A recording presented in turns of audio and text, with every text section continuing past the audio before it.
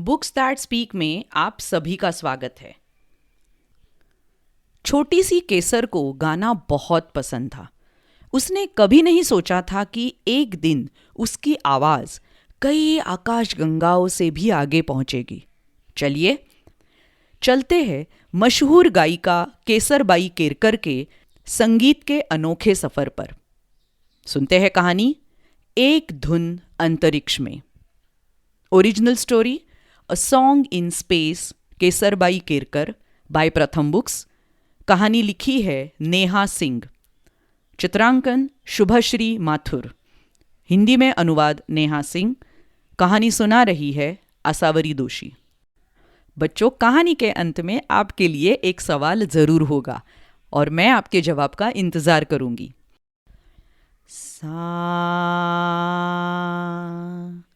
सा रे ग प ध सा ध प ग रे ध ध सा ग रे प ग ग रे ध ध सा।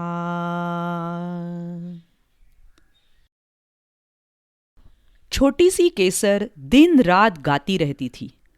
पंछी, पेड़, सूरज, चांद और सितारे, इन सब के लिए गाने में उसे बड़ा मजा आता था। पर वो सोचती थी कि क्या वे सब उसे सुन भी पा रहे थे? उसे क्या पता था कि एक दिन उसका गाना दुनिया भर में ही नहीं बल्कि एक अंतरिक्ष यान में सफर कर अंतरिक्ष तक भी पहुंच जाएगा। अमेरिका में 1970 के शुरुआती दशक में नासा यानी कि national aeronautics and space administration के खगोल शास्त्रियों और वैज्ञानिकों ने तय किया कि वो एक अंतरिक्ष यान अंतरिक्ष में दो तारों के बीच की जगह यानी अंतरतर्कीय जगह पर भेजेंगे।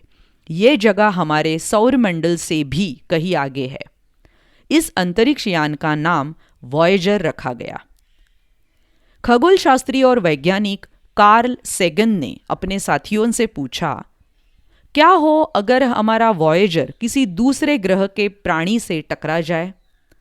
हमें उनके लिए कोई तोहफा जरूर भेजना चाहिए, एक ऐसा गोल्डन रिकॉर्ड जिसमें पृथ्वी के सबसे अनोखे दृश्य और आवाजें कैद हो। वे खुद ही बोल उठे। महीनों तक कार्ल और उनके वैज्ञानिक और संगीतकार साथियों ने बिना रुके बिना थके रिकॉर्ड बनाने में दिन रात एक किया। उस रिकॉर्ड में क्या क्या था?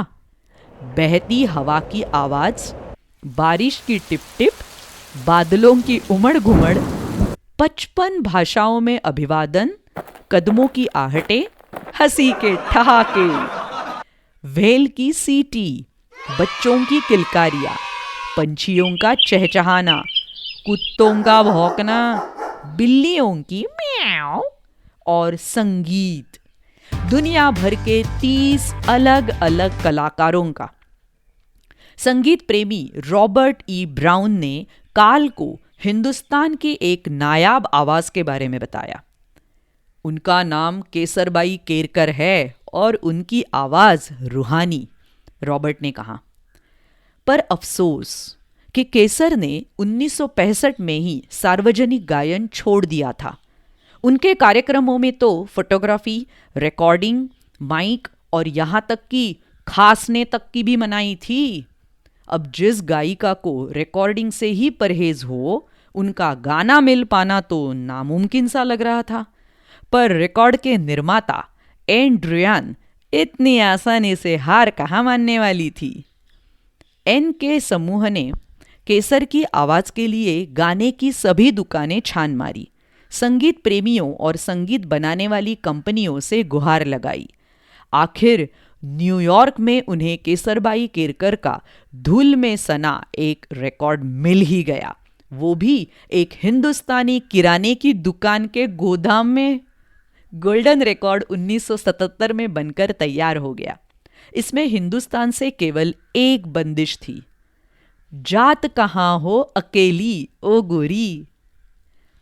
11 साल की केसर ने 1903 में अपना जन्म स्थान गोवा का छोटा सा गांव केरी छोड़ दिया था। उस वक्त हिंदुस्तान पर अंग्रेजों का राज था और गोवा पर पुर्तगालियों का।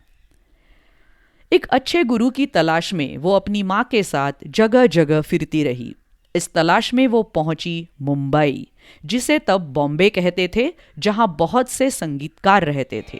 सा सा ध प ग रे सा रे ग प ग ध प ग।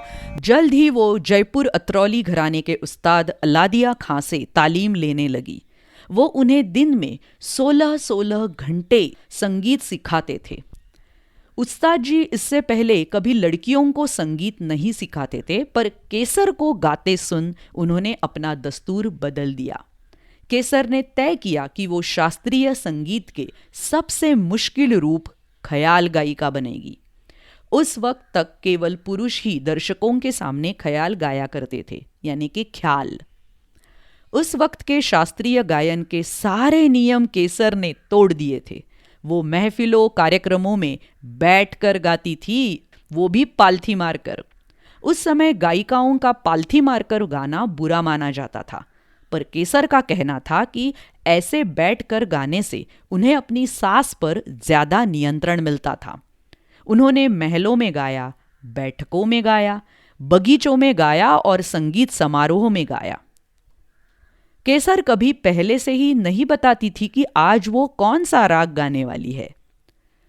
जिन्हें मालूम है वो जान ही जाएंगे, जो नहीं जान पाएंगे उन्हें बताकर भी क्या फायदा, है ना? वो हंसती। केसर की आवाज सभी को मंत्रमुग्ध कर देती थी, लेकिन 35 साल गाने के बाद केसर की आवाज बीच सभा में गाते गाते टूटने कांपने लगी। आज से मैं दर्शकों के सामने कभी नहीं गाऊंगी, उन्होंने घोषणा की। सन 1977 में वॉयेजर ने अंतरिक्ष का सफर शुरू किया। उसी साल केसर ने अपनी आखिरी सांस ली। उनका गाना अंतरिक्ष में हमेशा हमेशा के लिए सुनाई देता रहेगा। छोटी सी केसर को कहाँ पता था कि उसकी आवाज पृथ्वी और इस पृथ्वी क्या, इससे भी कहीं आगे सुनाई देगी। उसे तो बस ये पता था कि उसे गाना अच्छा लगता है। ग प ध सा रे सा ध प सा प ध प ग रे सा। तो अब है सवाल की बारी। बच्चों, आप बताइए, आप किसी शास्त्रीय संगीत कलाकार का नाम जानते हो, भले वो गायक हो या वादक हो? अगर आप जानते हो तो वो नाम आप मुझे ज़रूर ईमेल करके लिख भेजिए। ईमेल आईडी तो आपको पता ही है, contact.booksthatspeak@gmail.com। मैं आपके ईमेल का ज़रूर इंतज़ार करूँगी। तो और ऐसी बहुत सारी कहानियाँ सुनने के लिए बुक्स दैट स्पीक इस चैनल पर ज़रूर आइएगा, यूट्यूब पर और अलग अलग पॉडकास्टिंग चैनल्स पर। Website www.booksthatspeak.com। मिलते हैं अगली कहानी में। बाय बाय, शुक्रिया।